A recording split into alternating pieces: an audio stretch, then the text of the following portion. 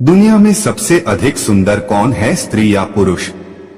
दोस्तों, आज की कहानी बहुत ही ज्ञानवर्धक होने वाली है, इसलिए इस कहानी को आप आधा अधूरा सुनने की गलती मत करना, क्योंकि आधा अधूरा ज्ञान नुकसान ही होता है। दोस्तों, परमात्मा की लाठी में आवाज नहीं होती, पर चोट बहुत लगती है। उसकी लाठी जिस पर पड़ती है वह या तो सुधर जाता है या फिर दुनिया छोड़कर चला जाता है। अच्छे अच्छों का गर्भ चूर चूर हो गया। इस धरती पर बड़े से बड़े अभिमानी हुए। किसी को अपने रूप का गुमान था, किसी को बल का, किसी को धन का गुमान था, किसी को ज्ञान का, किसी को अपने पद का गुमान था, किसी को अपने नाम का। जब परमात्मा की मार पड़ी तो सबका गुमान मिट्टी में मिल गया। राजा को रंग बनाने वाला और रंग को राजा बनाने वाला उसकी मार के आगे टेढ़े से टेढ़ा भी सीधा हो गया। इसलिए हमें यह ध्यान रखना चाहिए कि ईश्वर ने हमें जिस विशेष गुरु से नवाजा है उसका उपयोग जन कल्याण के लिए होना चाहिए, न कि अभिमान के लिए। उसे गुण को अपनी ढाल बनाकर किसी को नीचा नहीं दिखाना चाहिए। किसी की निंदा या उसका अपमान नहीं करना चाहिए, वरना यह तो आप जानते ही हैं कि राजा से भिखारी बनने में देर नहीं लगती है। तो चलिए दोस्तों, इस महान कथा को शुरू करते हैं। उससे पहले यदि इस चैनल पर नए हैं तो चैनल को सब्सक्राइब कर वीडियो को लाइक एवं शेयर जरूर करें। दोस्तों, एक समय की बात है जब नारद मुनि नारायण नारायण जाप करते हुए भगवान श्री कृष्ण के पास पहुँचे और उन्होंने भगवान को प्रणाम करते हुए बोले, हे प्रभु, मुझे एक चिंता अंदर ही अंदर सता जा रही है। तब भगवान श्री कृष्ण कहते हैं, हे देवर्षि नारद, आपकी वह कौन सी चिंता है, कृपया बताइए। तब नारद मुनि बोले, हे जगत के पालनहार, आपको तो सब कुछ पता है। मेरी चिंता का कारण यह है कि स्त्री और पुरुष विशेष इन दो रचनाओं में सबसे ज्यादा सुंदर कौन है, पुरुष या स्त्री? तब मित्रों, भगवान श्री कृष्ण मुस्कुराते हुए कहते हैं, हे नारद जी, आप निश्चित रहिए, आपकी यह समस्या मैं अभी दूर कर देता हूँ, लेकिन उसके लिए आपको एक कथा सुननी होगी। अगर आप इस कथा को पूरा सुन लेते हैं तो आपको आपके प्रश्न का उत्तर मिल जाएगा। तब नारद जी बोले, ठीक है प्रभु, मैं इस कथा को ध्यान से पूरा सुनूंगा। दोस्तों, फिर भगवान श्री कृष्ण कथा को सुनाना प्रारंभ करते हैं। एक छोटे से गांव में एक लड़का था जिसका नाम गोपाल था। परमात्मा ने उसे बहुत ही सुंदर रूप से नवाजा था।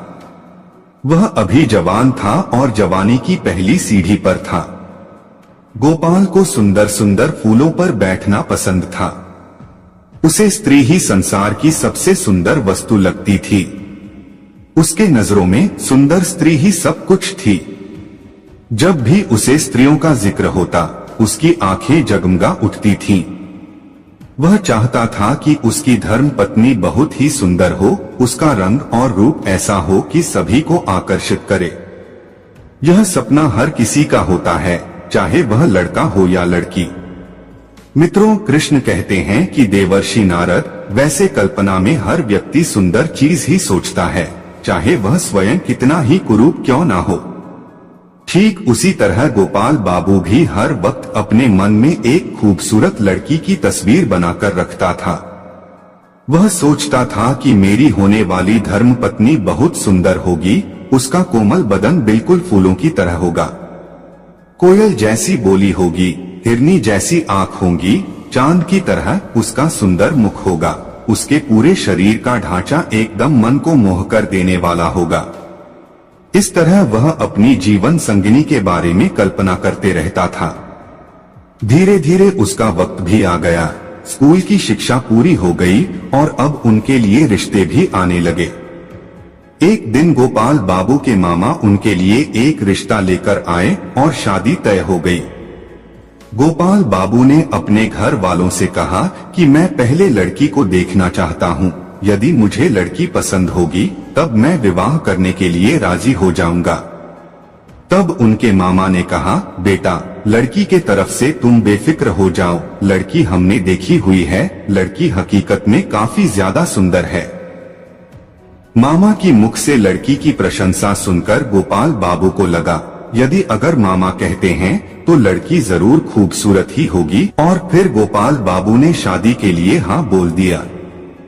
मित्रों, कृष्ण कहते हैं, हे देवर्षि नारद, जब विवाह का शुभ मुहूर्त आया तब गोपाल बाबू बड़ी धूमधाम से बारात लेकर आए और दुल्हन भी आभूषण से सजे मंडप पर आई।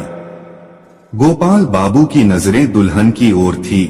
उसे घूंघट में चेहरा तो दिखा नहीं, मगर हाथ पैर की उंगली दिखाई दे रही थी। मेहंदी से सजे हाथ पैर बहुत गोरे और सुंदर लग रहे थे। उसे देखकर गोपाल बाबू अपने मन में फूले नहीं समा रहे थे। वह सोचने लगे कि जब दुल्हन की हाथ पैर की उंगलियां इतनी सुंदर हैं, तो दुल्हन कितनी सुंदर होगी। अब विवाह का कार्यक्रम उत्पन्न हुआ। वधू की विदाई हुई। डोली में बैठकर दुल्हन ससुराल जाने को चली। गोपाल बाबू की खुशियां बढ़ती चली जा रही थी। वह यह सोच रहे थे कि काश एक बार दुल्हन का चेहरा देखने को मिल जाता तो इच्छा पूरी हो जाती। चलते चलते रास्ते में कहारों ने जब पालकी रोकी और जलपान करने में लग गए, इतने में गोपाल बाबू को मौका मिल गया।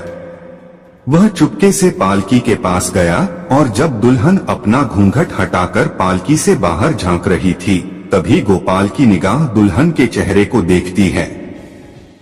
चेहरा देखकर गोपाल को ऐसा महसूस हुआ जैसे चोरों ने उनका सब कुछ लूट लिया हो। गोपाल की दुल्हन सुंदर नहीं थी जितनी उसने कल्पना की थी। वह हर पल जिस रूप की कल्पना करते आ रहे थे, वह उसके बिल्कुल विपरीत थी। बहुत मोटी थी, चिपटी नाक थी, फूले हुए गाल थे। वह एकदम देखने में कुरूप थी। रंग तो गोरा था पर छवि एकदम भयानक थी। मित्रों, दुल्हन का कुरूप चेहरा देखकर गोपाल बाबू की सारी खुशी नष्ट हो गई। वह मन ही मन खुद को कोसने लगा। इसे भला मेरे ही गले पड़ना था, दुनिया में इसे और कोई नहीं मिला। मित्रों, फिर भगवान श्री कृष्ण ने कहा, हे देवर्षि नारद, गोपाल को अपने मामा पर बहुत गुस्सा आ रहा था, जिन्होंने लड़की की तारीफों के पुल बांधकर उसे शादी के लिए राजी किया था। सोचने लगा, अगर इस समय मामा यहाँ होता तो मैं उससे लड़ाई कर बैठता। अब तो विवाह हो चुका है, अब क्या हो सकता है। मेरे सारे अरमानों पर पानी फिर गया। इस क्रूप के साथ में मैं कैसे रहूंगा, कैसे इसके साथ जीवन काटूं। इसे तो देखने से ही घृणा होती है। ऐसी भयानक रूप वाली स्त्रियां भी दुनिया में मौजूद हैं। मुझे तो आज पता चला है, हे भगवान, क्या तुम्हें मेरे ही ऊपर यह संकट गिराना था। दुनिया में कितनी सुंदर सुंदर मुख वाली स्त्रियां हैं, लेकिन आप मेरे लिए इसी कुरूप को ढूंढ कर रखे थे। गोपाल अपनी ही किस्मत को कोस रहा था। गोपाल को ऐसा लग रहा था जैसे उसने विवाह नहीं किया, बल्कि जैसे नर्क में घुस गया हो। घर पहुंचकर गोपाल ने अपनी पत्नी को खूब खरी खोटी सुनाई, मामा को खूब फटकारा, अपने माँ बाप से झगड़ने लगा। जब इतने पर भी गुस्सा शांत नहीं हुआ, तो घर छोड़कर कहीं भागने का विचार बनाने लगा। उसे अपनी पत्नी पर गुस्सा भी आता और दया भी आता। इस बेचारी का क्या दोष है? इसने तो जबरदस्ती मुझसे विवाह नहीं किया। लेकिन यह दया भाव भी उनके मन से घृणा को नहीं हटा सका। वह जैसे ही अपनी पत्नी को देखता था, उसका मन घृणा से भर जाता। पत्नी अपने पति को रिझाने के लिए नए नए काम करती, अच्छे से अच्छे कपड़े पहनती, तरह तरह से बालों को बांधती, घंटों शीशे के सामने खड़े होकर अपना श्रृंगार करती। लेकिन वह गोपाल बाबू के मन में कोई परिवर्तन नहीं ला सकी। वह दिल से चाहती थी कि मैं पति को प्रसन्न करूं और उनकी सेवा करूं, उनके मन की घृणा को खत्म कर दूं, परंतु ऐसा नहीं हुआ। फिर मित्रों, श्री कृष्ण ने कहा, हे देवर्षि नारद, एक लड़की अपने सभी सगे संबंधियों को छोड़कर अपने पति के घर आती है, और यदि वह भी पत्नी को भाव ना दे तो उस बेचारी का मन कैसे लगेगा? कैसे वह अकेले अपना जीवन काटेगी? यही हाल गोपाल बाबू की पत्नी का था। वह अपने आप को दर्पण में देखकर खूब रोती थी। वह अपने मन की बात भी कहे तो किसे कहती, हमेशा अपने आप को कोसती थी। उधर गोपाल 8-8 दिन तक घर पर नहीं आता था।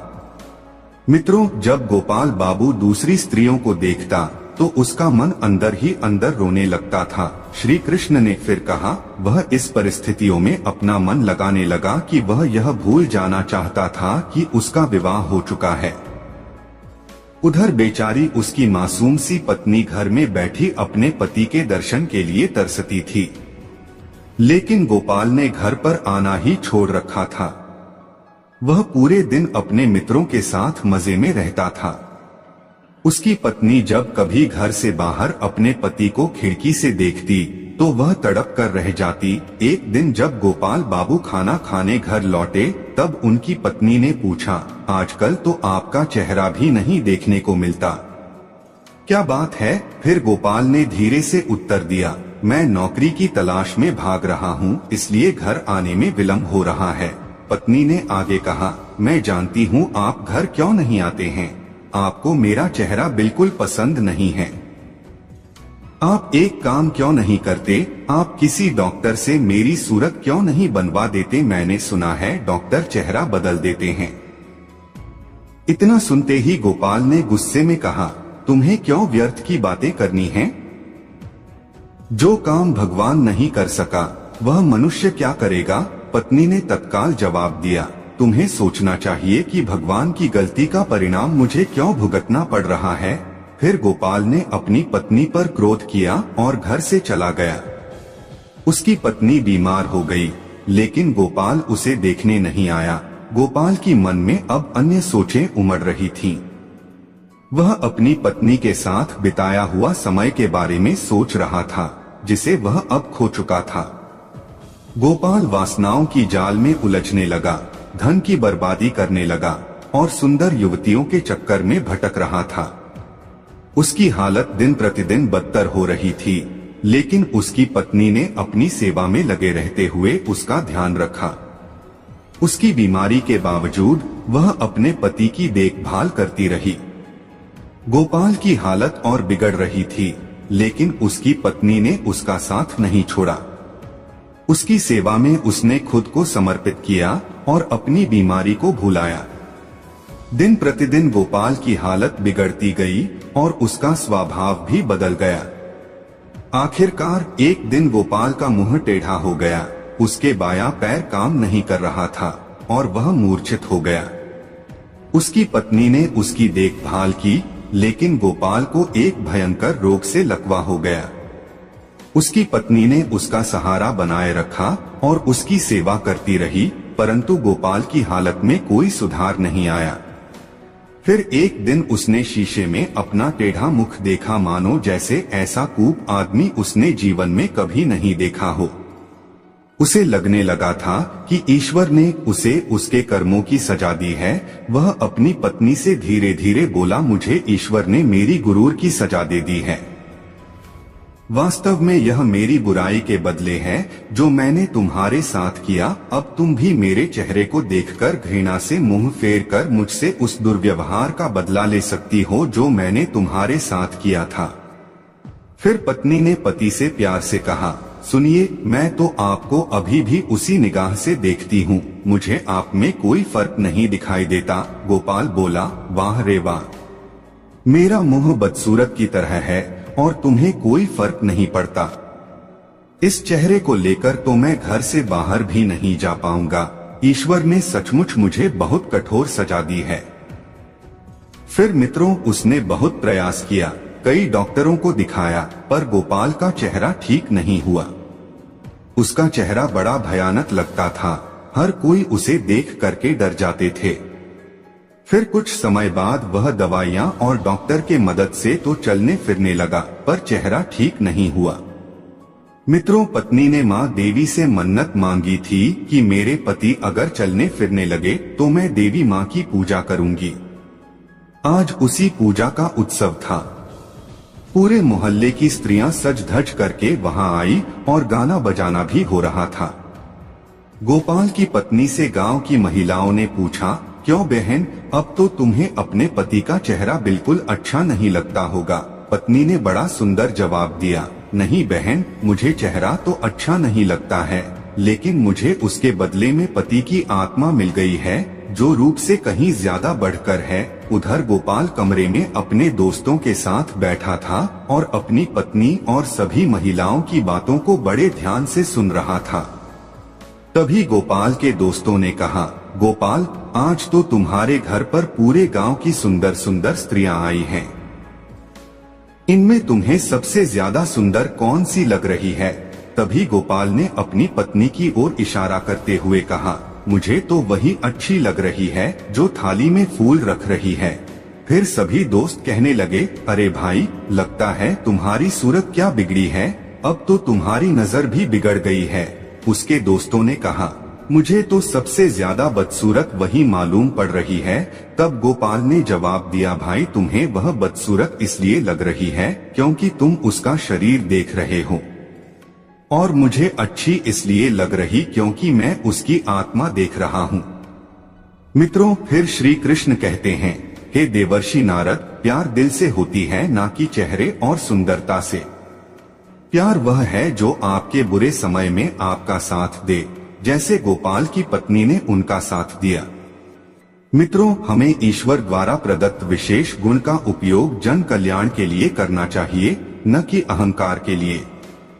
हमें उस गुण को अपनी व्यक्तित्व में समाहित करके किसी को नीचा दिखाने का प्रयास नहीं करना चाहिए और न ही किसी की निंदा या अपमान करना चाहिए, क्योंकि जैसा कि हम सभी जानते हैं, एक दिन हम भी कहीं न कहीं नीचा पड़ सकते हैं। तो दोस्तों, मैं आशा करता हूँ कि आपको यह कथा पसंद आई हो।